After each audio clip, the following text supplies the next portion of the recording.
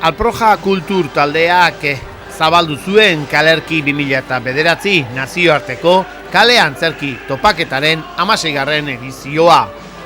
Aurtengoan ere arrakasta izan du Alproja taldeak zeren bertaratutako herritarrak asko izan ziren eta amaieran txalo artean agurtu zituzten.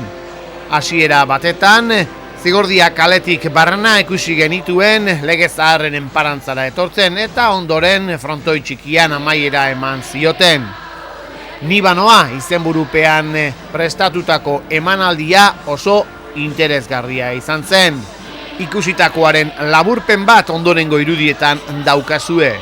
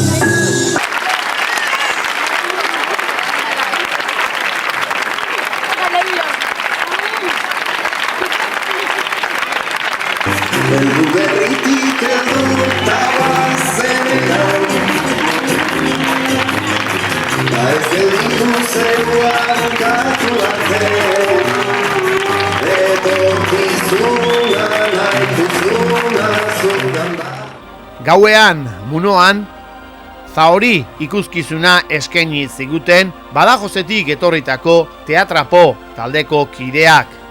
Zaori, giro magiko, bukoliko eta fabulario baterako bidaia izan genuen. Bertan, naturarekiko maitasuna adierazten zen, non dantza mugimenduzko antzerkiarekin, aire akrobaziekin eta irudi ikusgarriekin nahazten zen. Esan da bezala, dantza izan zen ikuskizun osoaren ardatz nagusia eta honek ere arrakasta izan zuen, jende asko bildu eta amaieran txalo artean agurtu bai zituzten.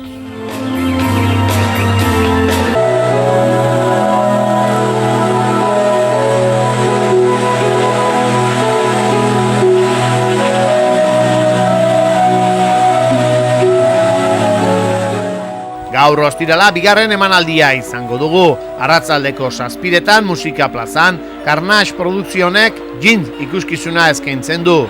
8:30 kale nagusian eta musika plazan, Nacho Villar Produkzionesek Businez Class ikuskizuna emango digu eta amaitzeko gaueko 12:00 Maracaibo Teatro taldeak Bakanal La Fiesta del Vino ikuskizuna eskaintzen du Munoan.